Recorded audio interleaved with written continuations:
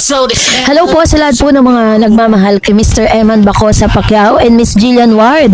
Ito po ay ilan sa mga ebidensyang nakalap po natin patungkol po dito sa sinasabing mayroon na pong usapan at mayroon na pong understanding itong si Jillian Ward at saka si Mr. Eman Bacosa Pacquiao. Kasi ang dami po talagang mga ngayon talagang trending po sila at pinag-uusapan po yung kanilang love team. Sobrang ingay po ng pangalan ngayon ng Jillman or M-Jill na tinatawag So yun yung pag-uusapan natin. Ano nga ba yung sikretong usapan po ni Mr. Eman at saka ni Miss Jillian Ward? Yun po yung ating pong kailangan linawin sa mga oras na to. At palagi ang pagsubaybay sa mga updates po natin.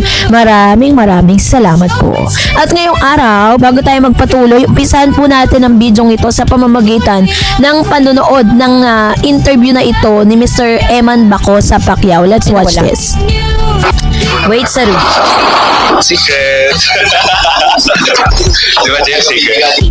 Di ba, Jeff? Secret. Siyempre, nag-usap kami sa mga ganitong bagay. So, ganyan. Secret.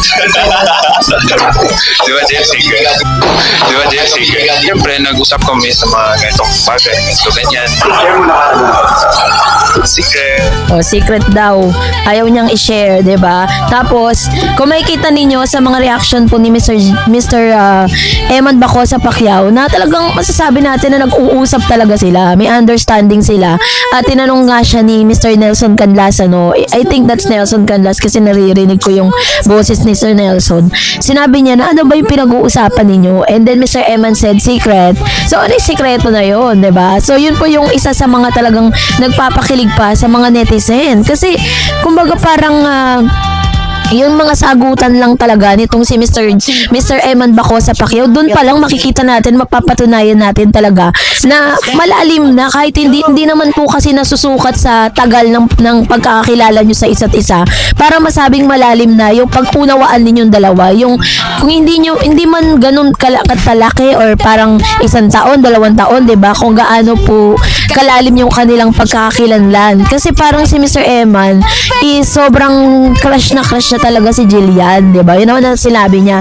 Tapos isa pa sa mga nagpakilig sa mga fans, itong sinabi dito sa parang magandang umaga ba to? Dito sa GMA7, panoorin natin. Sabay-sabay na tayong kiligin. Kasi sa Never Say Die, dahil marami ang kinikilig sa inyo ni Jillian. Kamusta naman maka-eksena si Jillian? Nahiya ka ba nung una? Nahiya at kinabahan po.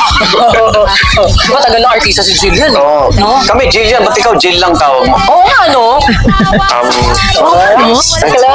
So, tawagin sa'yo, Ems. Ems na lang. Secret. Secret pa din. Marami ang nag-request na mag-guest ka sa Never Say Die dahil marami ang kinikilig sa inyo ni Jillian. Kamusta naman maka-eksena si Jillian?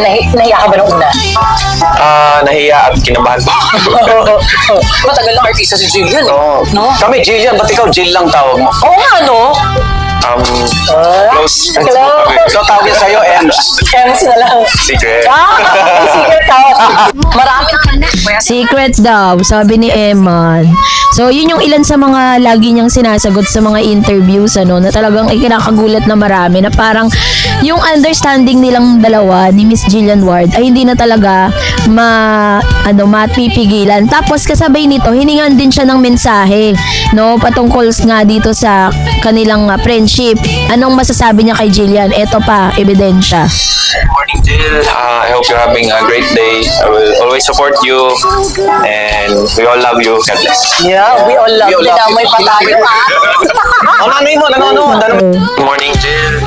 Diyos ko, we all love you daw, Jillian. Sabi ni Mr. Eman Bacosa. Tignan nyo yung mga sagutan niya, 'di ba?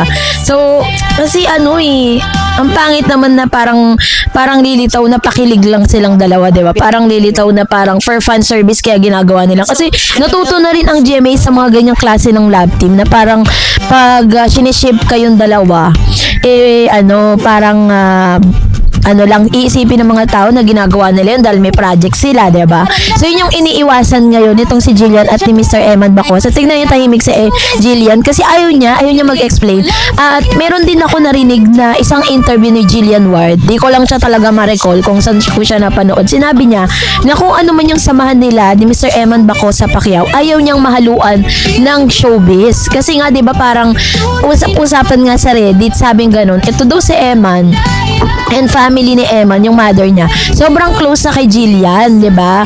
Tapos, ganun din po yung pamilya ni Jillian, dun po sa pamilya ni Eman. So, ibig sabihin, talagang may understanding na yung dalawang pamilyang ito. Kaya parang ayaw nila na yung friendship na nabuo between Jillian and Eman ay mahaluan ng kung ano-anong issue at kung ano-anong mga intriga. Kaya mas mabuti na rin siguro talaga na kung ano man po yung namamagitan sa kanilang dalawa, much better na take them, no? Dun sa sarili na lang nila, magtitira sila ng konting privacy kasi syempre hindi maiiwasan talaga dahil mga public figure po silang dalawa.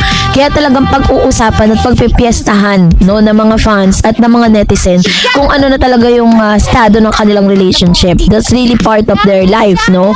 At naunawaan na rin naman ni Mr. Eman yan. Tignan mo yung mga sagot niya sa ano na to, dito po sa nasabing show na we will always support you, we all love you, diba? Pero niloko siya ni nung mga anchor na nandoon po sa nasabing show na yon. So, makikita natin dito na si Mr. Eman Baco sa Pacquiao, kulang na lang ipagduldulan niya sa publiko na talagang gustong-gusto niya si Jillian Ward, diba? Pero kailangan kasi talaga minsan magpipigil ka sa mga ganitong pagkakataon eh. May mga chance nga, diba? May mga artista na parang sila na talaga.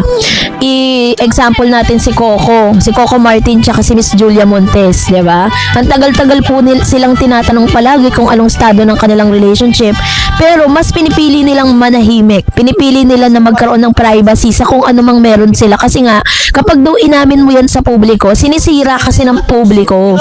Ginagawa ng issue. Kapag masyado ng overshare ka sa public, gagawan kayo ng issue, paghihiwalayin kayo, tapos paghiwalay naman kayo, pagbabalikan naman kayo. Ganun po ang takbo ng showbiz industry. Kaya naman maganda po yung takbo ng at nagiging mautak, no, nagiging matalino itong si Eman at si Jillian sa pagpili kung paano po nila ilalabas or di-disclose yung kanila pong relationship.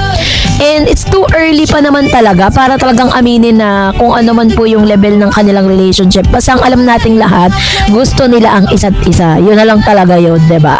So kayo po, anong niyang sa loobin patungkol dito, mag-comment kayo sa comment section. And that's it for today. For more videos and updates, please don't forget to like and subscribe. And please don't forget to follow my Facebook page, Dareds TV and Dareds channel. God bless everyone!